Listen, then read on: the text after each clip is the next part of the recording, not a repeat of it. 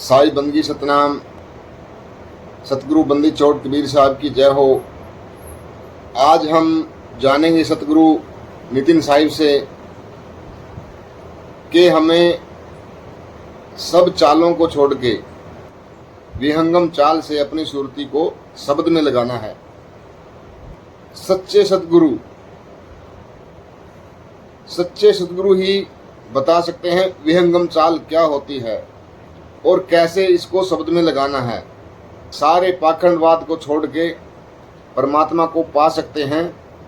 तो जानते हैं क्या होती है विहंगम चाल, कैसे सुरती को शब्द में लगाना होता है। आइए जानते हैं सत्संग के माध्यम से। जाता है कि आप लोगों की जो विवेक शक्ति है वो बढ़ती ही जा रही है और बहुत खुशी भी होती है, क्योंकि मेरे यहाँ सत्संग करने का एक ही मकसद है कि आपको इतना विवेकी बना दूं कि कोई भी काल का दूत आपको भ्रमित ना कर पाए। बल्कि मैं तो इन सब पाखंडों को जड़ से खत्म करके केवल सुरत को शब्द में लगवाने आया हूं।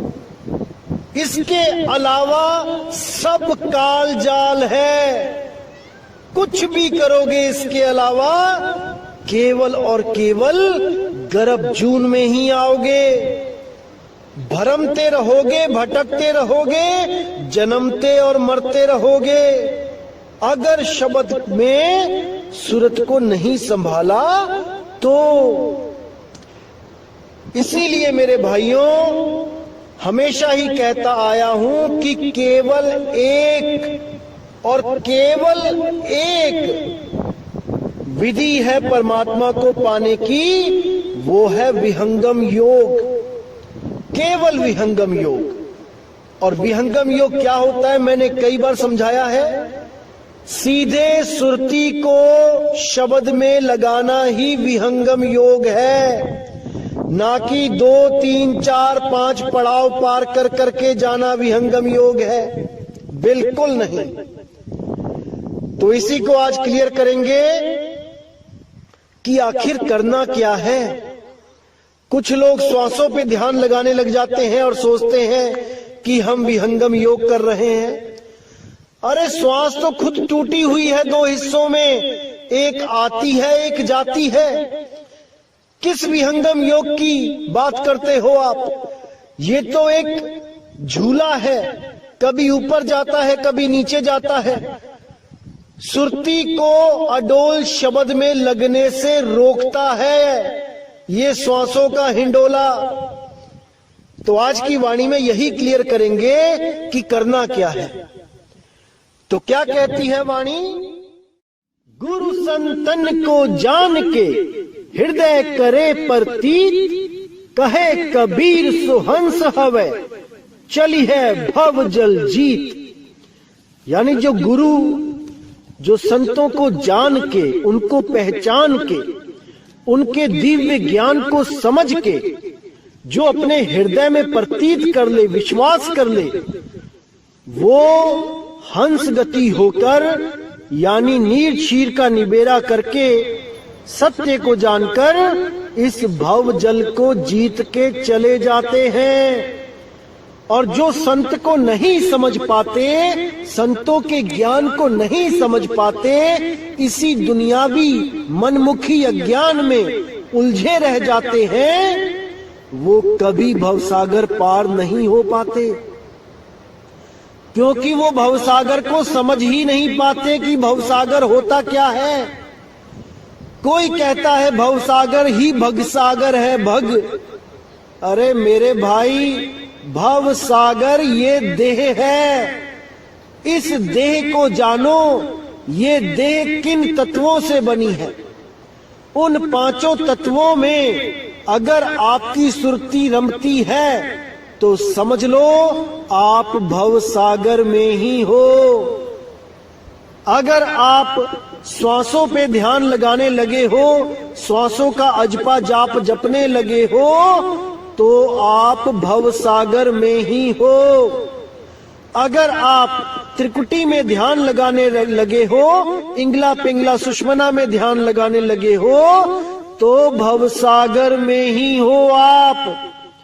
अगर आप नाभि में, कंठ में, हृदय चक्र में, मूल चक्र, गुदा चक्र में ध्यान लगाने लगे हो, नाम जपने लगे हो, तो भवसागर में ही हो आप भवसागर पार नहीं हो सकते।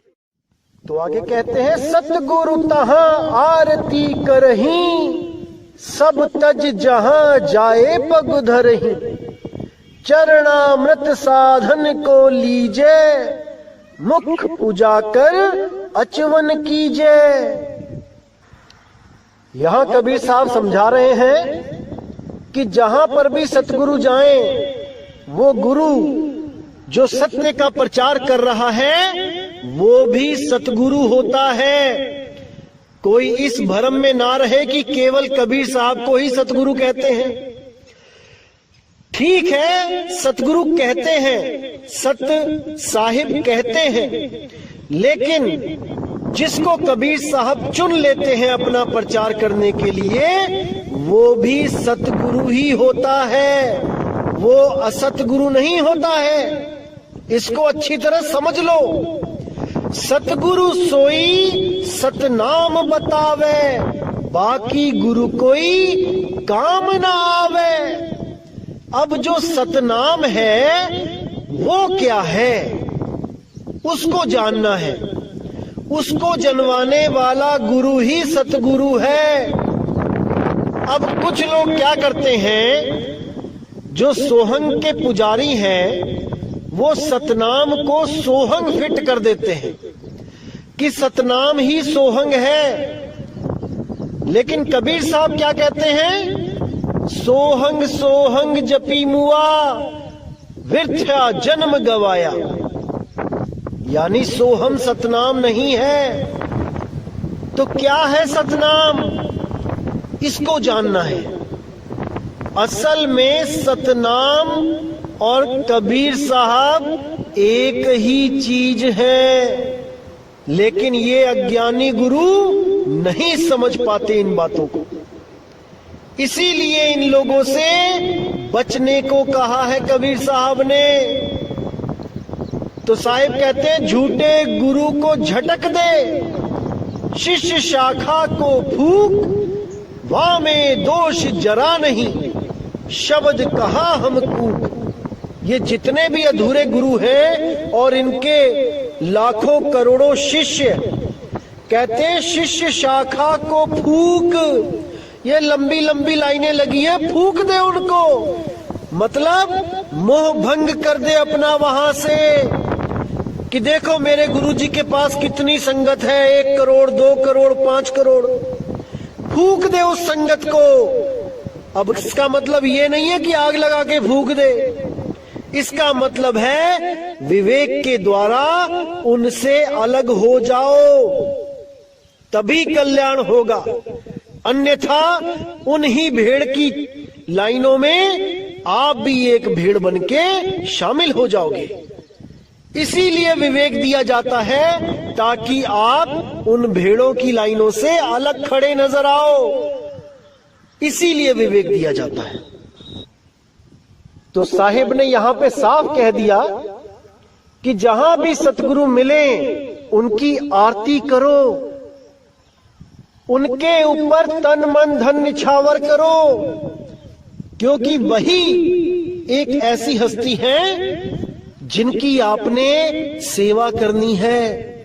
इस दुनिया में सतगुरु के अलावा और कोई इस लायक नहीं कि आप तन मन धन से उनकी सेवा करो।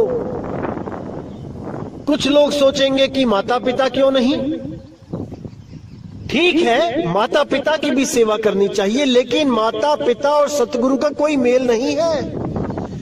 कबीर साहब कहते हैं, माता पिता मिल जाएंगे 184 माही, सत भक्ति गुरु बंदगी फिर मिलेगी नहीं। यानी माता पिता तो हर जून में मिल जाएंगे। अगर आप गाय भेड़ बकरी भी बन जाते हो तब भी माता पिता आपको मिल जाएंगे। लेकिन किसी जून में सत भक्ति सेवा बंदगी नहीं मिलेगी। इसलिए इस जन्म में सतगुरु की सेवा कर लेनी चाहिए। तो आगे कहते हैं, चरणामृत साधन को लीजे, मुख पुजाकर अचवन कीजे। यानी गुरु का चरणामृत लेना चाहिए और साधना करनी चाहिए। चरणामृत लेने का बहुत बड़ा महत्व होता है। इससे साधना में लगन लगती है, साधना बहुत अच्छी बनने लग जाती है गुरु का चरणामृत लेने से। तो ध्यान देने योग्य जो बात है यहाँ पे, कि यहाँ पे सतगुरु की आरती करने को, उन पे तन मन धन अर्पण करने को, उनका चरणामृत लेने को और भोजन करवा के उनका मुख साफ करने के लिए पानी देने को, ये सब जो बातें बताई गई हैं, ये किस गुरु के बारे में बताया गया है ये जानना है। जैसे कि आपको पता है कि कबीर साहब तो 5 तत्व के हैं नहीं जो वो भोजन करेंगे, क्योंकि वाणी भी प्रमाणित करती है कि पानी से पैदा नहीं, श्वासा नहीं शरीर, अन्न आहार करते नहीं, वाको नाम कबीर। तो जब कबीर साहब अन्न आहार करते नहीं, तो यहां पे सतगुरु किसके लिए लिखा गया है, विचार करना है। क्योंकि कई YouTube चैनल में ऐसे मनमुखी लोग सत्संग करने लग गए हैं और अपनी मनमुखी बातें बता के आप लोगों को भ्रमित करने लग गए हैं कि कबीर साहब के अलावा सतगुरु कोई लगा ही नहीं सकता। अरे यहाँ स्वयं कबीर साहब सतगुरु की उपाधि दे रहे हैं उस गुरु को, और उसका चरणामृत लेने के लिए भी बोल रहे हैं, और उनको भोजन करा के सेवा करने के लिए भी बोल रहे हैं। तो इसको अच्छी तरह समझ लो मेरे भाइयों, क्योंकि ऐसे निगुरे लोग आपको भी निगुरा बनाने में कोई कसर नहीं छोड़ेंगे। ये तो चाहते ही हैं कि जैसे हमने कोई गुरु धारण नहीं किया वैसे ही आप भी ना करो। बातें तो करेंगे ये लोग कबीर साहब की, लेकिन गुरु से नफरत करवा देंगे। जबकि कबीर साहब ने साफ बोला है कि बिना गुरु के ज्ञान नहीं हो सकता। परमात्मा और गुरु अगर एक साथ भी खड़े होकर दर्शन दे दें तो गुरु के पहले चरण छुओ, साफ बोला है। लेकिन ये बातें इन लोगों के दिमाग में नहीं जाने वाली, क्योंकि ये अपने ही मन के द्वारा पूर्णतः भ्रमित हो चुके हैं, अपने ही मन से भ्रमित किए जा चुके हैं। अभी इनको यही नहीं समझ में आ रहा कि जो इनके अंदर से एक आवाज आती है कि नहीं गुरु धारण नहीं करना चाहिए, ये आवाज किसकी है। जिस दिन ये लोग इस आवाज को समझ गए कि किसकी है, उस दिन इनको रोते नहीं बनेगा।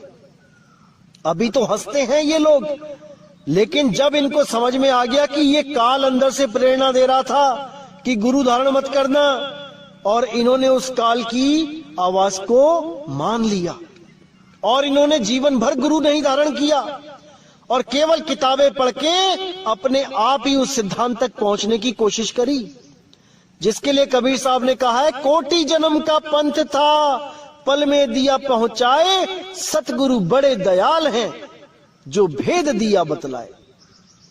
वो सतगुरु भेद बताता है, ये किताबों से भेद नहीं पता चल पाता, क्योंकि किताबों में वो भेद दिया ही नहीं गया है। 33 अरब ज्ञान हम भाठा, मूल ज्ञान गुप्त कर राखा। इन ग्रंथों में वो है ही नहीं जो तुम सोच रहे हो कि ग्रंथ को पढ़ के मुझे मूल ज्ञान समझ में आ जाएगा। इसलिए मेरे भाई विवेक लगाओ, विचार करो, अभी समय है, और ऐसे लोगों के चंगुल में मत फंसो। साहिब बंदी। तो आगे साहिब कहते हैं, गुरु की दया निरखत रही, निंदा रूप न कबहू करई, नी अक्षर सुमिरो चितलाई, जासो आवा गमन नसाई।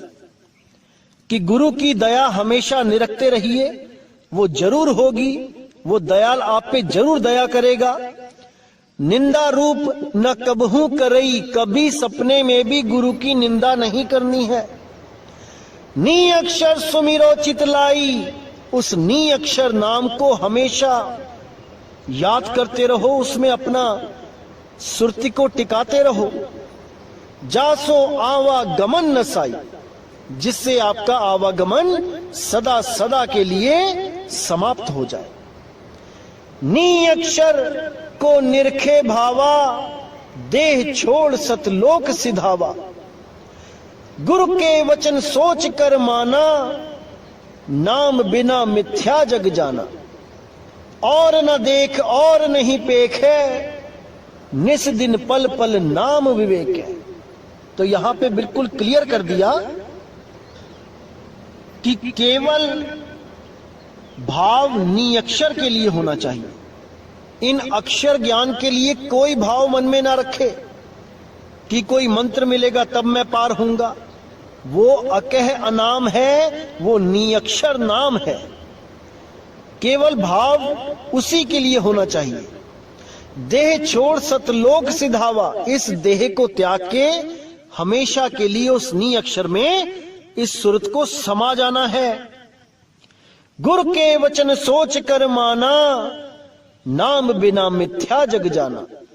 गुरु के वचन को समझ बूझ के विचार करके मान के इस दुनिया को झूठ समझ के हमेशा के लिए मोह रहित हो जाना है, तभी बात बनेगी मेरे भाई। और न देख और नहीं पेखे, निस दिन पल पल नाम विवेक है। कि उस नियक्षर नाम के अलावा और कहीं ना देखे, कहीं पे आस नहीं होनी चाहिए। पल पल उस नाम से विवेक करके उसको प्रकट करें, विवेक करके उसको जाने, तभी बात बनेगी। छूट पसारा देख जग, करनी दे बताए। एक नाम कह जान के, ता मैं रह समाए। बिल्कुल क्लियर कर दिया साहेब ने कि ये सारा जग का जो पसारा है, इसको झूठा समझ के दूर कर दो। और उस एक नाम में, केवल एक नाम, 7, 8, 10 नाम नहीं कि कोई ओम कलियम हरियम से जुड़ के बैठ गया, कोई ज्योत निरंजन ओंकार आरंकार से जुड़ के बैठ गया, कोई किसी नाम से, कोई किसी नाम से। साहिब ने केवल एक नाम की बात करी है। एक नाम कह जान के, ता में रहे समाए। उसी एक नाम में हमेशा हमेशा के लिए समा जाए, वो स्वयं नाम हो जाए, तब समझो कि मुक्ति मिलेगी। नहीं तो इन्हीं नामों के चक्कर में उलझ उलझ के बार बार आना जाना पड़ेगा। तो आगे साहिब कहते हैं, करम भरम की छोड़ ही आशा, एक नाम सो कर विश्वासा। कुल की लज्जा भरम न सावे, ऐसी रहनी साधु कहावे। यह विधि सो तुम पंथ चलाओ, जन्म जन्म को पाप न साओ। वंश तुम्हार लोग कह जाई, नाम बिना बूढ़ी दुनियाई। नाम जान सो वंश तुम्हारा, बिना नाम बूढ़ा संसारा। नाम पार नहीं वेद न पावा, नेति नेति कर सब गह गोहरावा। अब कितना यहाँ पे क्लियर कर दिया साहिब ने कि सब कर्म भरम छोड़ के, कर्म भरम में क्या आता है, ये सब पूजा पाठ, नारियल पान, ये सब छोड़ के एक नाम सो कर विश्वासा। केवल एक नाम पे विश्वास करो, उस निज नाम पे विश्वास करो, उस नियक्षर नाम पे विश्वास करो। ना कि नारियल फुड़वा के 5 नाम जपने के लिए दे दिए। अरे जब परमात्मा एक है तो उसका नाम भी एक है, इतना भी नहीं समझ पाए। तो क्या कहते हैं, कुल की लज्जा भरम न सावे, ऐसी रहनी साध कहावे। वो ये भी ना सोचे कि मैं राजपूत हूं, मैं ब्राह्मण हूं, मैं कोई बानिया हूं, किसी समाज का हूं।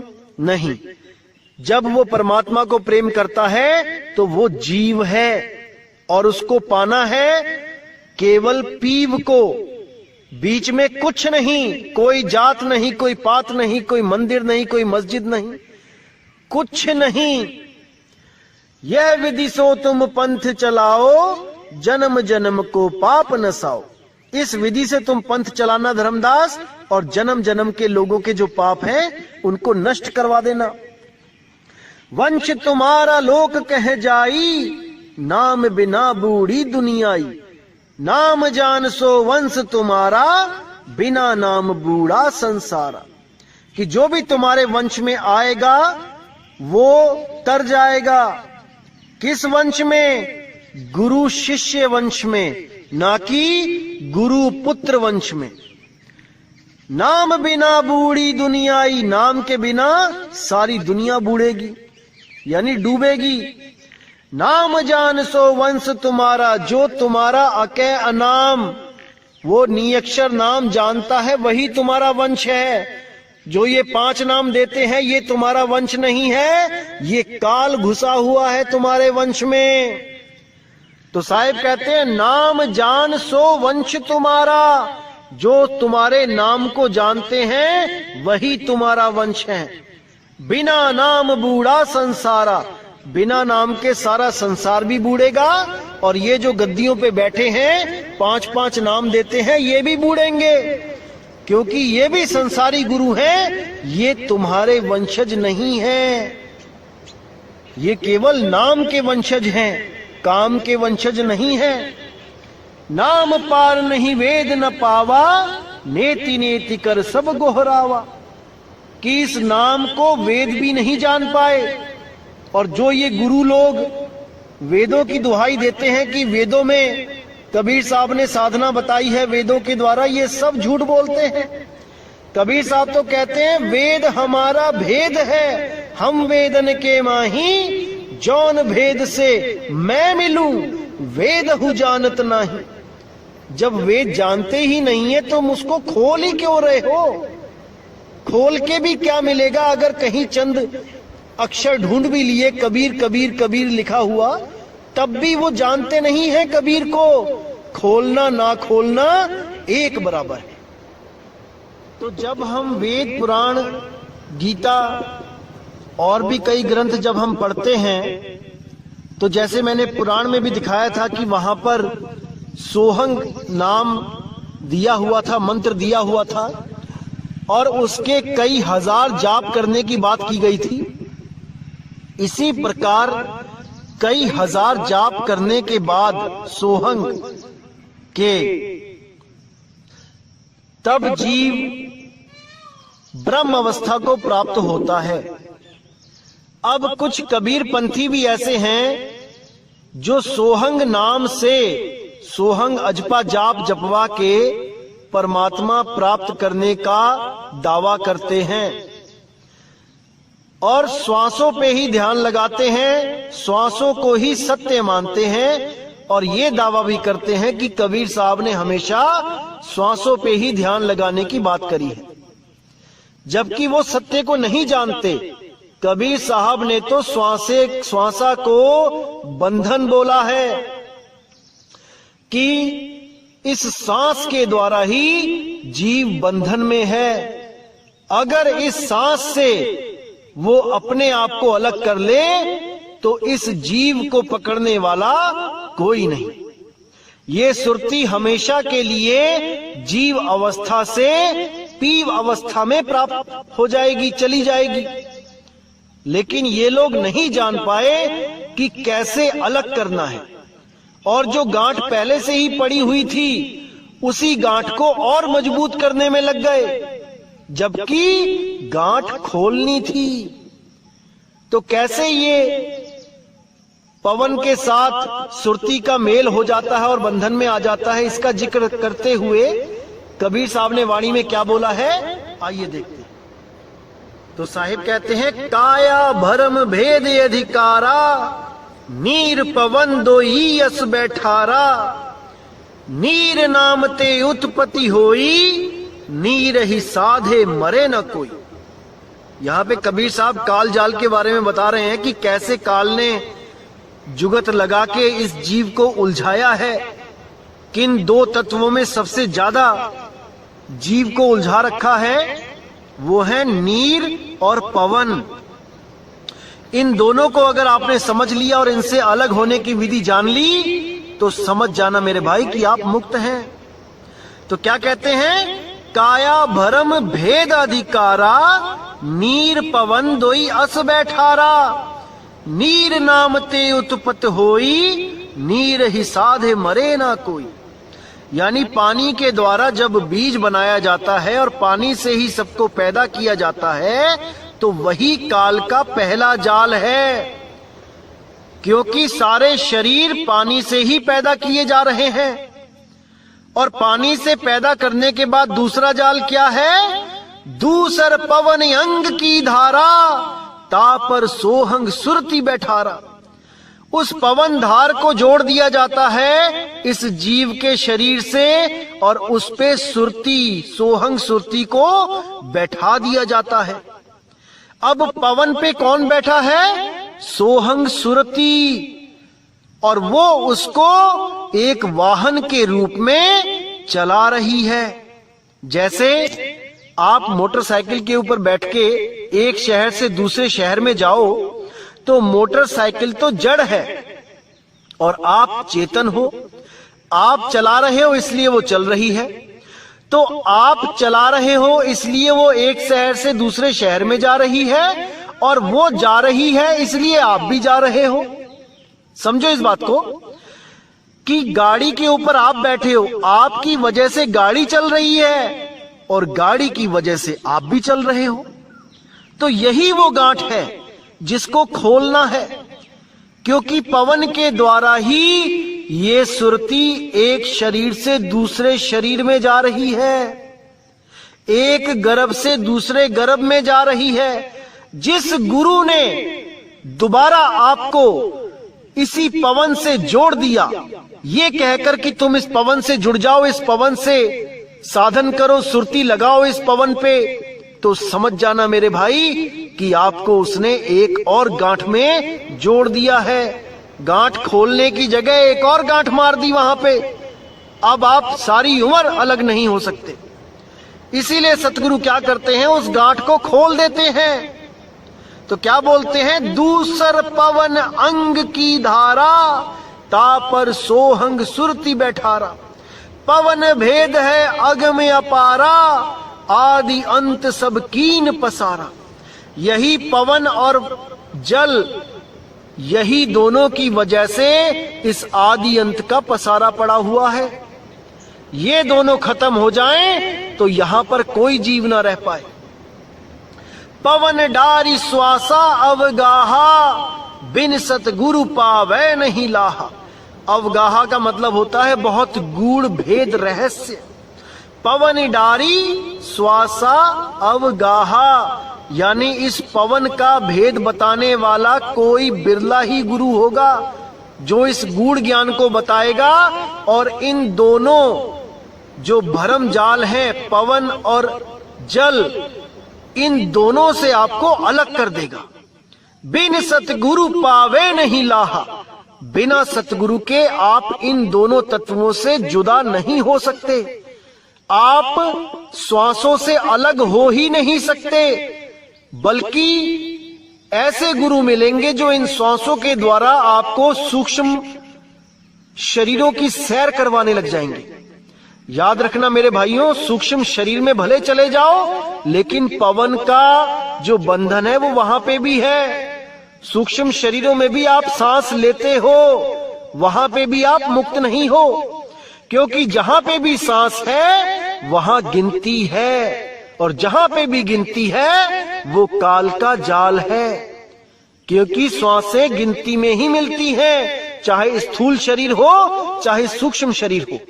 हमने श्वासों के जाल से बाहर निकल जाना है और अनगिनत समय के लिए मुक्त हो जाना है, अमर हो जाना है। अमर हम हैं ही तो पहले से ही, लेकिन भरम जाल की वजह से, इन श्वासों की वजह से हम अमर नहीं महसूस कर पा रहे हैं अपने आप को। सब के सब इन श्वासों के जाल में हैं, इन श्वासों की गिनती के अधीन। तो इसीलिए मेरे भाई इन श्वासों से बाहर निकलना है, और आने वाले सत्संगों में मैं श्वासों का ये जो भरम जाल है ये बिल्कुल ही क्लियर कर दूंगा, आप बिल्कुल चिंता ना करें।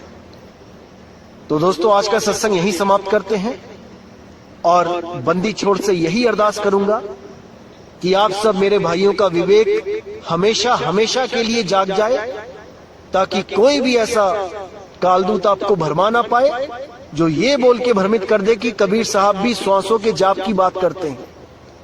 ऐसा नहीं है भाई। तो इसी के साथ मुझे विदा करें।